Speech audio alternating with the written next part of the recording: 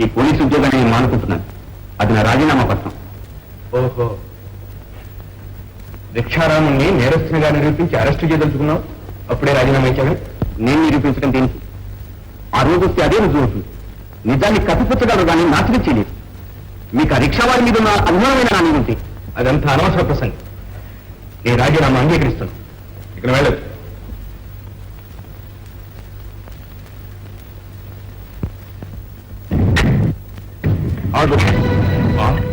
నువ్వా? డబ్బు ఏమైంది ఎక్కడానికి పిలిచి? నీ డబ్బు ఎక్కడ పోతుందా? ఒక డబ్బు ఏమిటి, శృతి మించితే ప్రాణమే పోతుంది.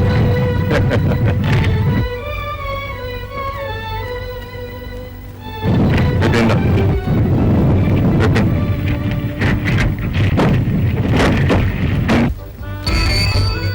ఏ రాము అలా ఉన్నావే? పిస్తోల్ డబ్బు ఇంకా మారలేదు. డాక్టర్ గారు కాలు కూడా తీయాల్సి వస్తుందేమో, జాగ్రత్త.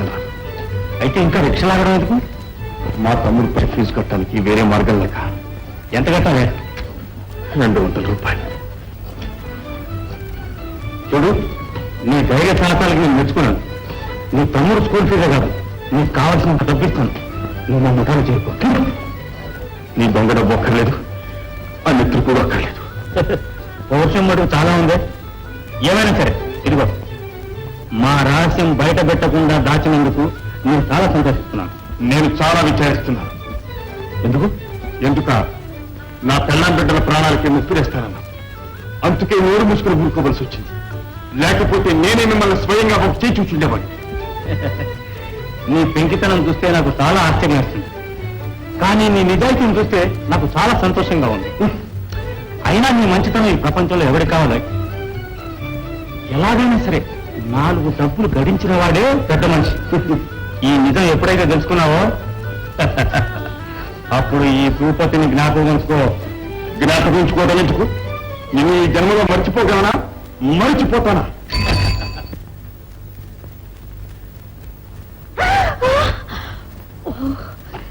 నువ్వా? అవును, నేనే. అలా ఉన్నావే? ఆ రిక్షా వాళ్ళ కనపడ్డా? కనపడ్డాడు. ఏమైంది? ఒప్పుకున్నాడా? లేదు, దారికి రాలేదు. ఒట్టి ముందు కట్టు. ఒక 1000 రూపాయలు వాడి మీద పారేయలేకపోయావా? 1000 ఏమిటి, 10,000 రూపాయలు పారేసేవాడు. కానీ వాడు డబ్బుకు లొంగే రకం కాదు. అయితే మనం అనుకున్న పని నేనే స్వయంగా చేయదలుచుకున్నాను. ఒకరిని నమ్మి లాభం లేదు. అదే మంచిది. సరే, నేను వెళ్ళొస్తాను. తొందర కూర్చుండు. బాగుంది. ఇక్కడ కూర్చుంటే ఎలాగా? కుమార్ నా కోసం చూస్తూ ఉంటాడు. పాపం, అతను చాలా గొడవల్లో ఉన్నాడు. ఎప్పుడు నీ గొడవలు కుమార్ గొడవలే, అంతేగాని నా గొడవ ఎవరు పట్టించుకోరు. సరే వెళ్ళు.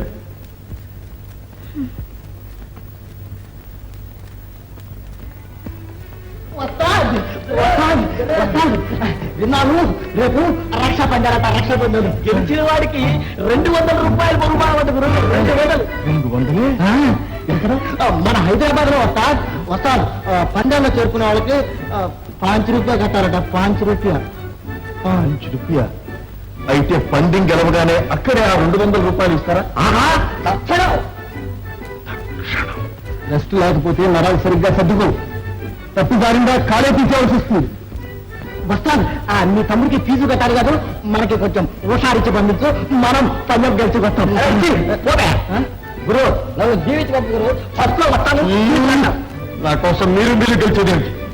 నేనే పందానికి నవ్వు వస్తాను. నువ్వు దెబ్బ మారలేదు గురు. చెప్పలేదు. ఆ దేవుడు అడ్డం వచ్చినా సరే పందెంలో గెలవాల్సి. ఇదిగో 7 రూపాయలు. పందులో నా పేరు కూడా రాయించు.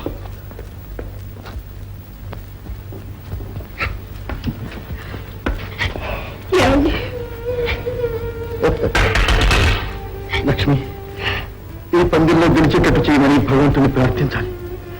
విజయంతో తిరిగి రమ్మని హుషారించి పంపాలి.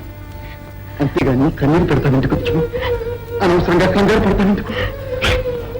నేను అనవసరంగా కంగారు పడుతున్నాను. మోహన్, నువ్వేనా వచ్చి చూడు నాయన. జ్వరంతో ఒళ్ళు ఏదో పిల్లలా కాలిపోతుందో. కాలుగాయ మానలేంటే రక్తం కూడా కాలుతోంది. కారు తీసి కారు వేసి కుంటుతున్నారు కూడా ఈ స్థితిలో పందాన్ని పెడతారా మీరు? నాకేం భయం లేదు లక్ష్మి.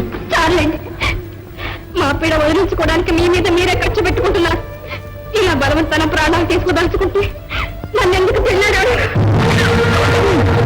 లక్ష్మి లక్ష్మి ఇలాంటి మాట అనడం ఇదే మొదటిసారి. ఇంకేం చేస్తుంది?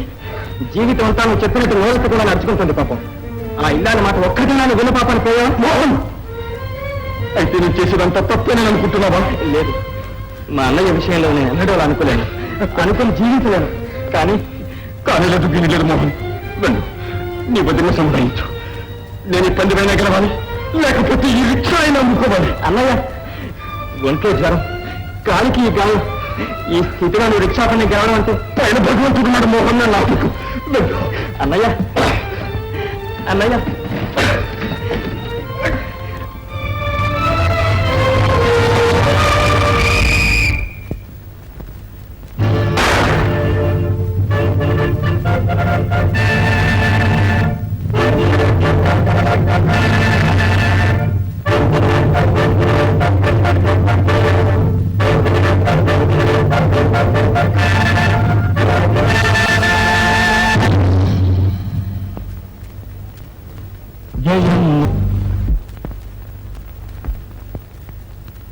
శభాష్ రాము, శభాష్. ఇదిగో నీ ప్రెజెంటేషన్. ఇదిగో 200 రూపాయల పర్స్. రిక్షా రాముడికి, రిక్షా రాముడికి, రిక్షా రాముడికి. Hello baby. వేడి దిగలేదంటే గోడ పగిలిపోతుంది. అదేంటి అంత పాపం? కళ్ళు తిరుగుతున్నాయి. తిరుగుతా ఒక సోడా కొట్టు మళ్ళీ. ముందు డబ్బులు ఈ పిల్లి. మళ్ళీ మళ్ళీ డబ్బులు ఉంటుంది పిల్లి. డబ్బులు లేకపోతే డబ్బున్నాడా? అప్పుడు మనసు మారిపోయిందా? నీ బుద్ధి ఎప్పుడైతే మారిపోయిందో నా మనసు అప్పుడే మారిపోయింది. నా బుద్ధి మాడు అంటే నేను ఇప్పుడు చాలా బుద్ధిగా ఉన్నాను తెలుసా. అసలు మన హోదే పెరిగిపోయింది. ఇదిగో చూడు, కమిషనర్ రమ్మన్నారు కారు, ఇన్స్పెక్టర్ గారు రమ్మన్నారు జీపు, పోలీసులు రమ్మన్నారు పెద్ద వ్యాను. ఇదిగో ఇప్పుడు మనం కారు కింద పెట్టడం లేదు, అంతా కారులోనే తెలుసా. ఏమైనా నీ చెయ్యి ఉరుకుంటుందా? లేదా నీకెప్పుడు నా దుకాణం దగ్గర రాకు. ఏ మొహం చూడు, నీ మొహం చూస్తే నాకు వచ్చి బేర కూడా రాదు. వెళ్ళు. అలా ఏంటో నేను వెళ్తాను కానీ నా వెనకాల మాత్రం రావద్దా? అయ్యో, నా గల్ల పెట్టి గల్ల పెట్టండి. ఇది తోట ఉంది.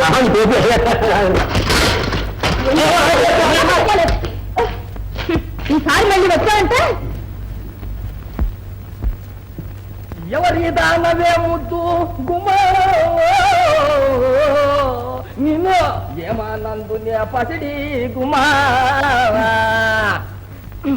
చెలియా ముద్దుల గుమ్మ చెంచు బ్రహ్మనో యమ్మ చెలియా ముద్దుల గుమ్మ. తమ్ముడు పరీక్షలో పాస్ అయ్యారా?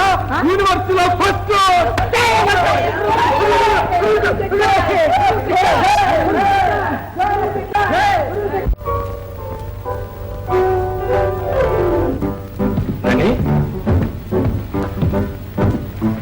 ఏంటది? అతని పేరు ఏమిటమ్మా? మోహన్ రావు కదా? అవునండి. నీ క్లాస్మేట్ అనుకుంటాను. నేను వచ్చి ఒకసారి కలుసుకోమని చెప్పు. ఎందుకు డాడీ? చాలా అవసరమైన పని ఉంది. ఎప్పుడు వెళ్ళున్నారు? ఇవ్వాలి, ఆఫీస్కి వచ్చి కలుసుకోమని చెప్పు.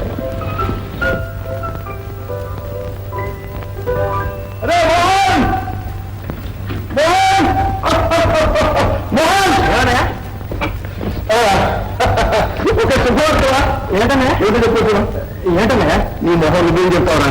యూనివర్సిటీలో ఫస్ట్ మాట్లాడరా? ఎవరన్నా? నువ్వు కదరా, ఈ రిక్షారావు తమ్ముడు రా. తమ్ముడు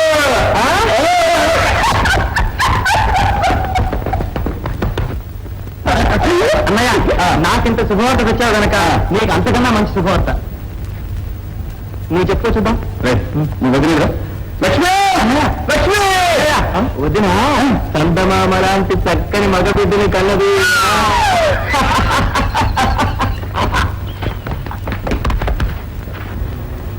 మిస్టర్ మోహన్ రావు, అన్యాయంగా డబ్బు గడించడాన్ని, అక్రమంగా అధికారం చెలాయించడాన్ని మా పోలీస్ డిపార్ట్మెంట్ సహించదు. అది మాకు తెలుసు. పోలీస్ డిపార్ట్మెంట్ ఏం తెలుసు? ఈ పోలీస్ డ్యూటీలో ఒక ప్రత్యేకత ఉంది. అవసరం వస్తే స్నేహాలను బంధుత్వాలను తెంచేసుకోవాలి. ఒక్కొక్కప్పుడు పూజించవలసిన తల్లిదండ్రులైనా సరే, ప్రేమించే బిడ్డలైనా సరే, కాళ్ళు చేతులు కట్టి ఖైలు పారేయాల్సి వస్తుంది. అందులో తప్పేందండి, అవినీతికి అక్రమానికి ఒడగట్టిన వారు ఎవరైనా సరే శిక్షార్హులే కదా. అంతేకాదు, మనిషిని తన మృగాన్ని హత్య చేసిన హంతకుని ఉపేక్షించకూడదు. ఈ మధ్య జరిగిన దొంగతనం కేసులో నేను నీకే అప్పచెప్తున్నాను. ఎలా సాధిస్తావో చూస్తా. Thank you sir.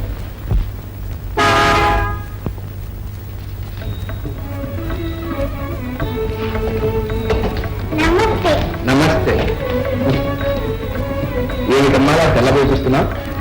నేను ఇప్పుడు పోలీస్ ఆఫీసర్గా ఇంటికి రాలేదు, కేవలం నారాయణరావు గానే వచ్చాను.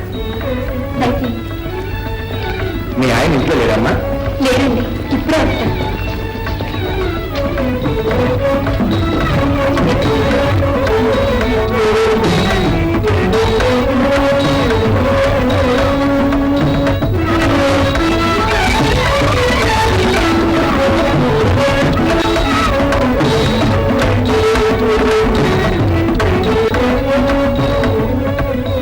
మీతో ఒక ముఖ్య విషయం మాట్లాడాలని వచ్చానమ్మా.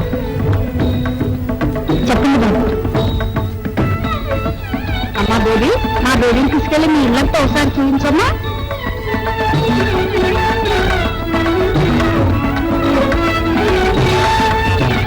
చెప్పండి బాబు. ఏం లేదు, ఇటువంటి విషయాలు ఎలా మాట్లాడాలో మా మగవాళ్ళకి బుద్ధిగా తెలియదు. ఏదో మీ ఆడవాళ్ళు మాట్లాడుతుంటే బాగుండేది, కానీ మా రాణికి చిన్నతనంలోనే తల్లిపోయింది. అప్పటి నుండి నేనే తల్లిని తండ్రిని కూడా ఎంతో గారాబంగా పెంచాను. ఇంతవరకు మా రాణి ఇష్టానికి వ్యతిరేకంగా ఏ పని చేయలేదు. మా రాణి మోహన్ స్నేహితుల విషయం మీకు తెలిసే ఉంటుంది అనుకుంటాను. కాలేజీ స్నేహితులను మాత్రం తెలుసునండి. ఆ స్నేహాన్ని శాశ్వతం చేయడానికి మా రాణిని నీ మోహన్కి వివాహం చేయించుకున్నాను.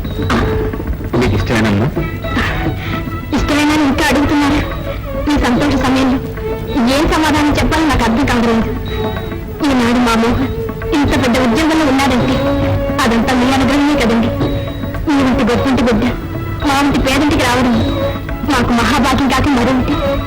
చూడమ్మా, పుట్టుకతోనే ఏ మానవుడు గొప్పవాడు కాలేదు.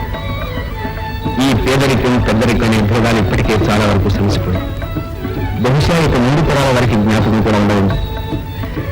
కుర్రవాడు బుద్ధిమంతుడు, గుణవంతుడు. నాకు నా బిడ్డకు అదే మహాభాగ్యం. ఈనాడు నేను పెద్ద ఉద్యోగం చేస్తున్నా. ఇటువంటి పేద ఇంట్లోనే పుట్టి పెరిగాను. ఈనాడు నేను అందరినీ మళ్ళా ఇలా చూస్తుంటే నా చిన్ననాటి జీవితం అంతా జ్ఞాపకం వస్తుంది.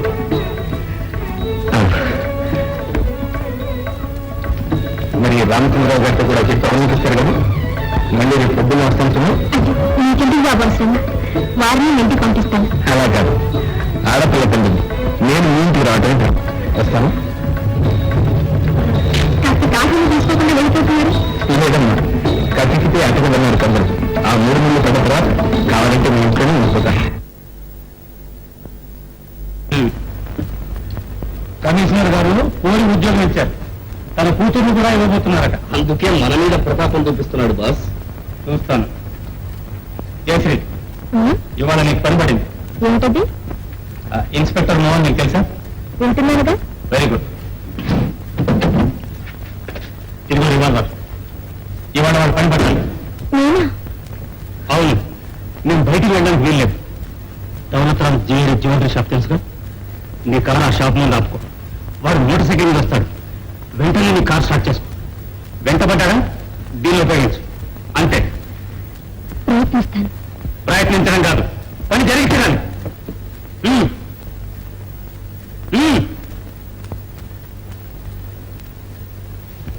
వెళ్ళు.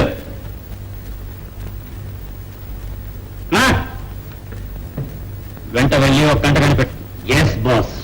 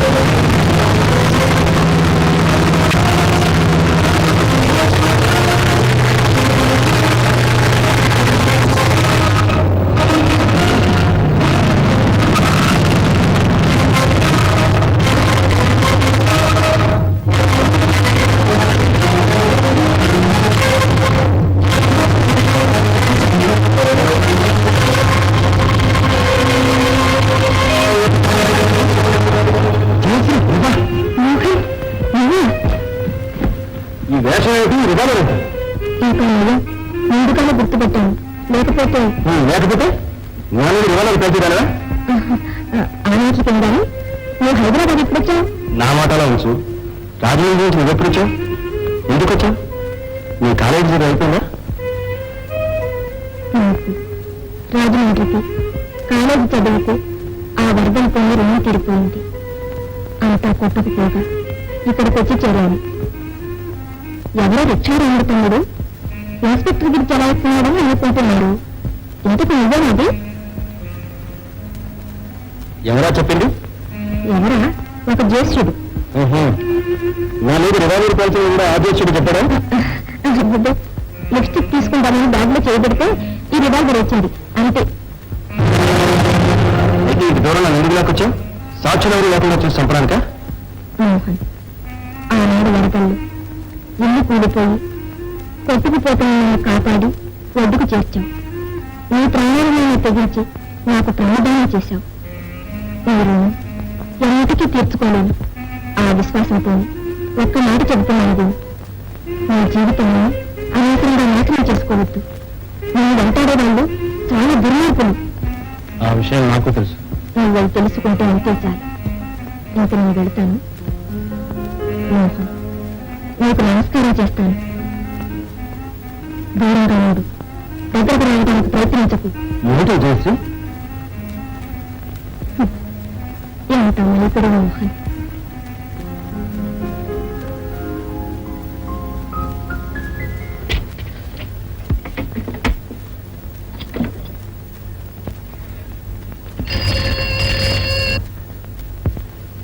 Hello hello hello boss.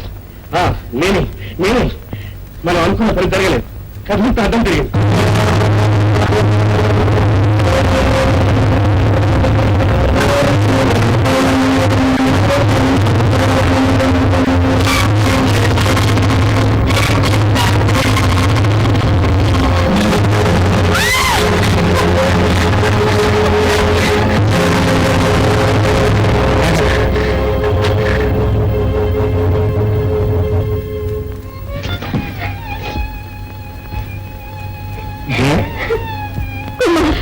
Kumar, నన్ను కాపాడు. నేను ఈ పాప పనులు చేయలేను. నీకేం భయం లేదు. ఎందుకు తెలుస్తా? నేను ఇక్కడ ఒక్క నిమిషం కూడా ఉండలేను. మనం ఎక్కడికైనా పారిపోదాం కదా. కంగారు పడుకుతే నేను కూడా ఎదురు చిక్కుకున్నాను. ఈ సాలి పట్టు నుంచి తప్పించుకోవడం అంత తేలిక కాదు. కొంచెం కాదు కుమార్, నువ్వు అర్థం చేసుకోవడం లేదు. ఇక్కడ ఉంటే నాకు చావు తప్పదు. పిచ్చిదాన, నీకేం భయం లేదు. ఇన్నాళ్ళు ఈ నీచుడితో స్నేహం చేసి ఇప్పుడు విషి చేతులతో పారిపోతాను. అది సరిగానే ఆ విషయాన్ని నా తర్వాత మాట్లాడుకుంటాం. ముందు నీ ప్రోగ్రాం చూసుకోపోతే జాగ్రత్త.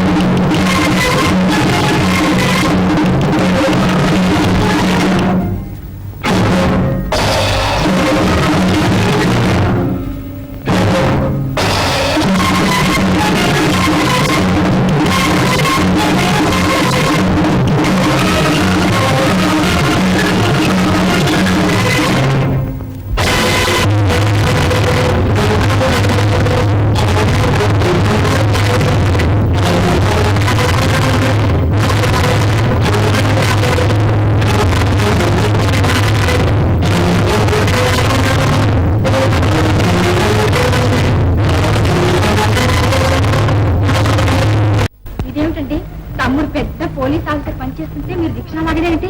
నీకేమైనా మతిపోయిందేంటి? ఉండొచ్చు, నిజంగా మర్చిపోయినట్టుగానే. రోజు రిక్షా తొక్కడం అలవాటై కాఫీ టీ గంజా అలవాటైనట్టు ఒక్కరోజు రిక్షా తొక్కందే కాళ్ళు బిగులు పట్టి వదిలే పట్టడం లేదు. ఇదో ఒక చక్కెర కొట్టి మన వారాణసీమని పలకరించి వస్తాను. మీరు ఇలా రిక్షా లాగుతున్నారని తెలిస్తే నేను ఎంత బాధపడతారో ఆలోచించారా? నువ్వు చెప్పింది వాడికి ఎలా తెలుస్తుందో చెప్పు. ఇదో నువ్వు వెళ్ళిపోకు, నేను ఇప్పుడే వస్తాను. సరే గాని మీరు త్వరగా వచ్చేస్తారు కదా. 4 చక్కర్లు మోహన్కి మాత్రం చెప్పక. సరే. అయ్యో రాత, ఈ దిక్కుమాల రిక్షా లాగడం కూడా అలవాటేనా? బాగుంది.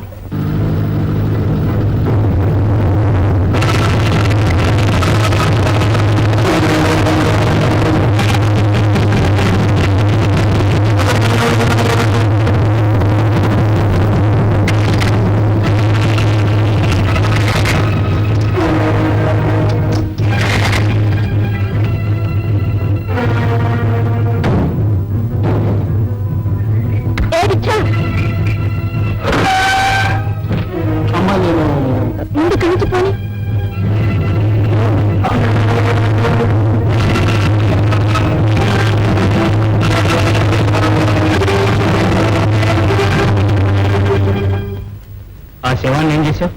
ఎక్కడికి చేర్చాలో అక్కడికి చేర్చాను బాస్. Very good. ఈ నగలన్నీ ఎక్కడ పెట్టాలో తెలుసా? Yes boss.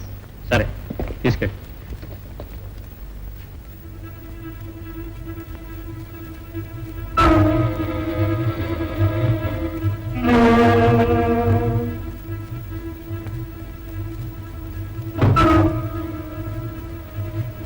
ఏమండి ఏమండి ఏదో చెప్పవుతుందండి. లేవండి. అబ్బబ్బా, మన ఇంటికి ఎవరు వస్తారు? కొడుకు ఏమండి నాకేదో భయంగా ఉంది. భయం ఎదురే. మోహన్ లేవయ్యా. ఇవాళ మన ఇంట్లో సందడి ఏమిటి? నువ్వు ఇంకా నిద్రపోవడం ఏంటి? లేచి స్నానం చేయి. అబ్బా, కొంచెం నిద్రపోనే వదినా. ఇంకా నిద్ర బాబు, దాని పొద్దుకితే. ఓ రాత్రంతా రాని తలుచుకుని కలలు కంటున్నావా? వదినా, సర్లే గాని లేచి స్నానం చేయి బాబు. పెళ్లి పెద్దలంతా వచ్చేస్తున్నారు, ఇంకా అలాగే నిలబడ్డారు.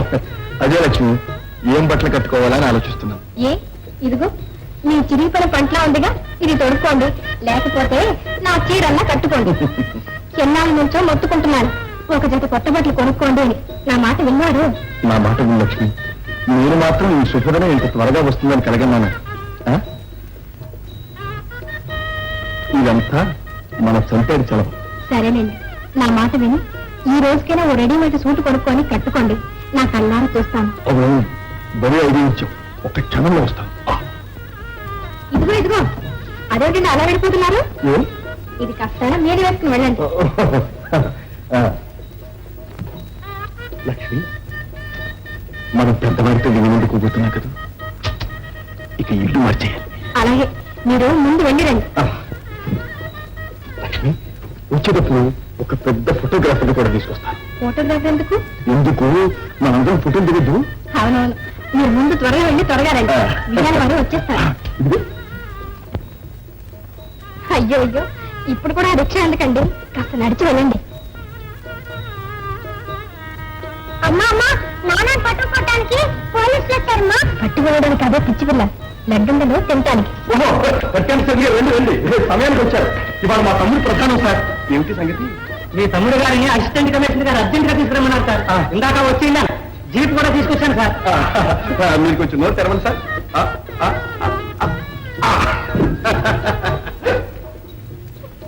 అదేమిటి మోహన్, ఈవేళ సెలవు పెట్టాలన్నావు కదా? అవునదనా, అయినా పోలీసు ఉద్యోగానికి సెలవు చెప్పు. కాస్త త్వరగా తిరిగిరా నాయన.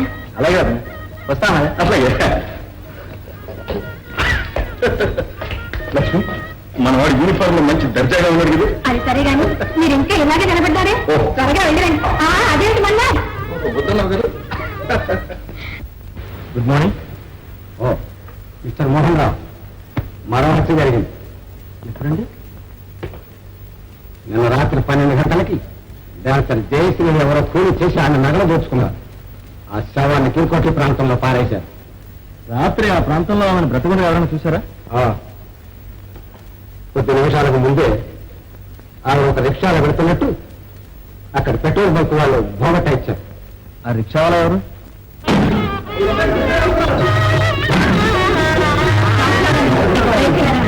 అనుకున్న దానికంటే ముందుగా వచ్చేట్టున్నాను. అదేం లేదండి, దయచేసి.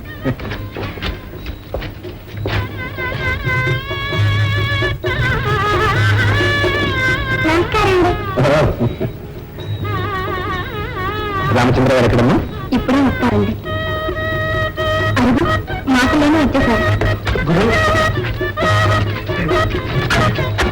అబ్బో, నిజంగానే దొరలాగున్నారే. రండి. అవయ్య ఫోటోగ్రాఫర్.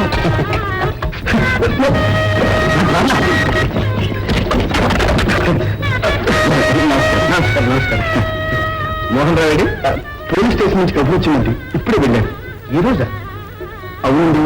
ఎందుకు? మా పోలీస్ ఉద్యోగం ఎంతలేండి. చెప్ప కూర్చోండి.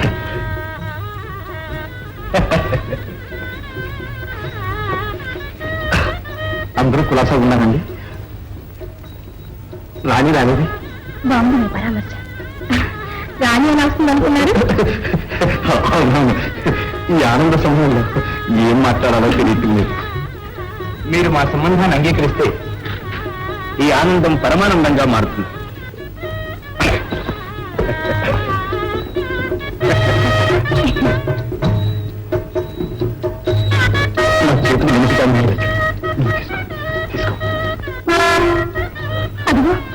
మోహన్ సమయానికి వస్తున్నారు.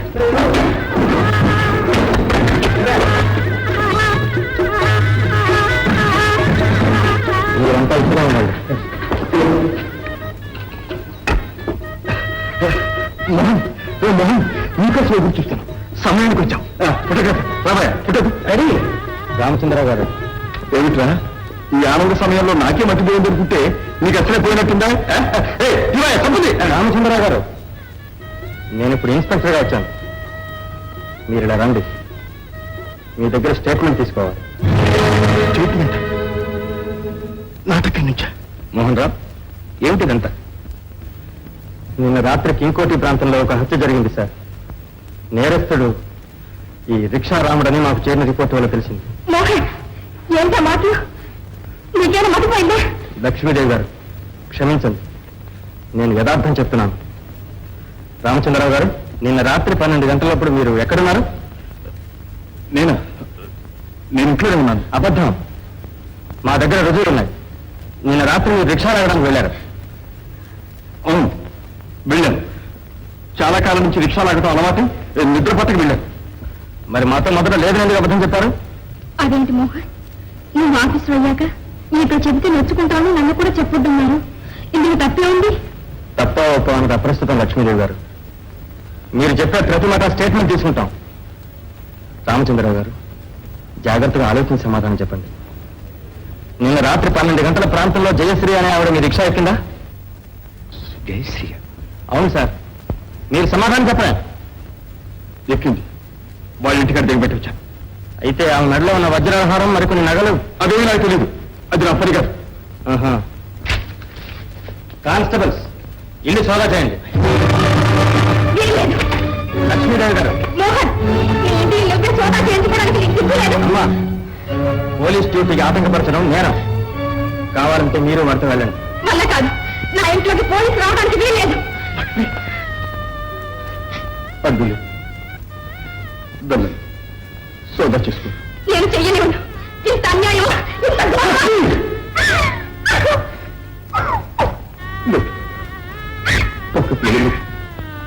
వెళ్ళి మోహన్, నేను హంతకుండానే నన్ను అభిప్రాయం.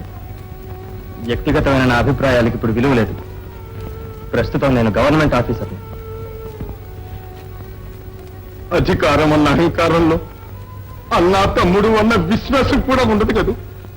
అది బంధుత్వం, ఇది ధర్మ నిర్వహణ. ధర్మం దృష్టిలో బంధుత్వానికి తావులేదు. నీ దృష్టిలో లేదని ఏడవకూడదు. ఒక రిక్షావాడు నీకు అన్న కాబట్టి సిగ్గుచేట ఎందుకదు? ఎందుకైనా నిన్ను ఈ చేతులతో ఎత్తి పెంచాను? ఎందుకైనా నీకు చదువు చెప్పించాను? ఎందుకైనా ఇంత వాడిని చేశాను? మోహన్, మోహన్, నా మాట మీద నీకు ఆ మాత్రం విశ్వాసం లేదా? నా మీద నీకు ఆ మాత్రం నమ్మకం లేదా? మోహన్, మోహన్, ఇంతకాలం నుంచి నన్ను హంతకుడు దొంగ నిచ్చాగానే అర్థం చేసుకుంటావా? మోహన్, అర్థం చేసుకో. నీ బాగే నా బాగనుకున్నా, నీ ఆనందమే నా ఆనందం అనుకున్నా. ఈ శుభదినం కోసమే నా జీవితం అంతా ఎదురు చూశా. ఈనాడు నీ పెళ్లికి తాంబూలం తీసుకుంటానికి నేనెంతో ఉప్పొంగిపోయాను. వెతికి వెతికి ఈ శుభ సమయంలోనే నువ్వు నా ఇల్లు సోదా చేయించేది. మోహన్, మోహన్, మీ వదిన నేను ఆనందాశ్రువులతో ఉప్పొంగిపోయే ఈ పుణ్య సమయంలోనేనా నువ్వు మా గుండెల్ని చీల్చి రక్తాశ్రువుని చింతించేది? మోహన్, భేష్, నీ చట్టానికి, నీ న్యాయానికి, నీ ధర్మానికి బొత్తులము మేము ఈ ఒక్కనాడైనా చిరునవ్వుతో ఉండటానికి నొచ్చుకోలేదట్రా మోహన్.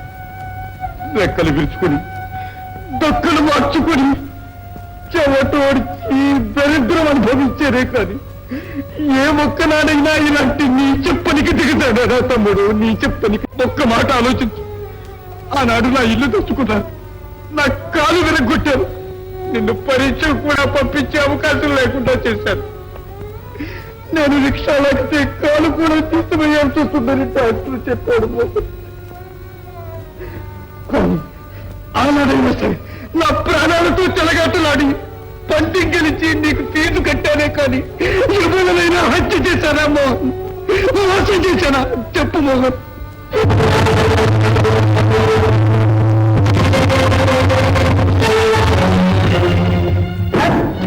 ఇదిగో నగ.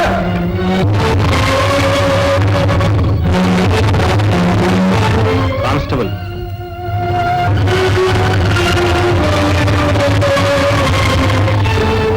ఏ కష్టజీవులు మీరు కనికరించి అమాయకులను వెలికేసుకొస్తున్నారు, ఆ కష్టజీవులే ఈ సంఘంలోని దుష్ట కార్యాలన్నిటికీ కారకులను అప్పుడే మీకు అర్థమవుతుంది. ఏంటి అన్యాయం? ఏంటి దౌర్జన్యం? తండ్రి లేని లోటు తీర్చిన మీ అన్నకు నువ్వు చూపించే కృతజ్ఞత ఇదేనా? కన్న బిడ్డ కంటే ఎక్కువ మమకారంతో పెంచిన నీ వదిలి కడుపుకి నీపై తెచ్చి పెడతావా? అధికారం చేతిలో ఉంటున్న అహంకారంతో కళ్ళు మూసిపోయి పచ్చని సంసారాన్ని భద్ర కొడతావా? వద్దు మోహన్, వద్దు. ఇంత అన్యాయాన్ని ఆ భగవంతుడు కూడా సహించాడు. మోహన్, నీ కన్న తల్లి లాంటిదాన్ని కొంగు పట్టుకుని వేడుకుంటున్నాను. నాకు పతిపెట్టబెట్టు నాయన. నీ కాళ్ళు పట్టుకుంటాను. నా పసుపు కుంకుమ నిలబెట్టు నాయన. లక్ష్మి,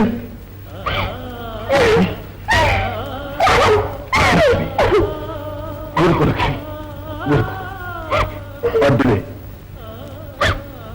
వాణ్ణి వేడిలు వేయని.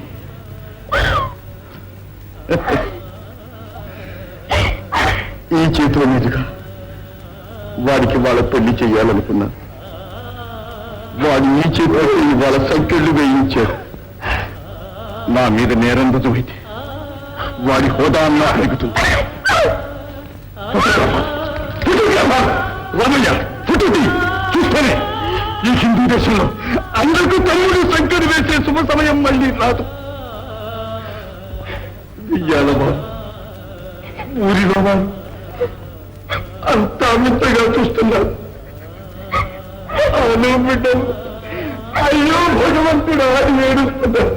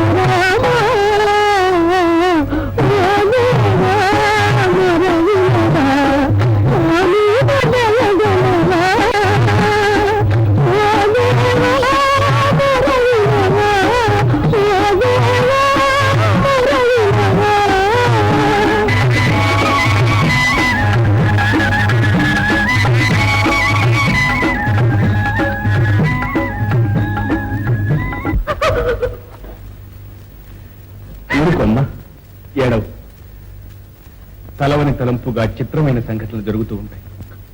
అంత మాత్రం చేత మనం అధైర్యపడకూడదు.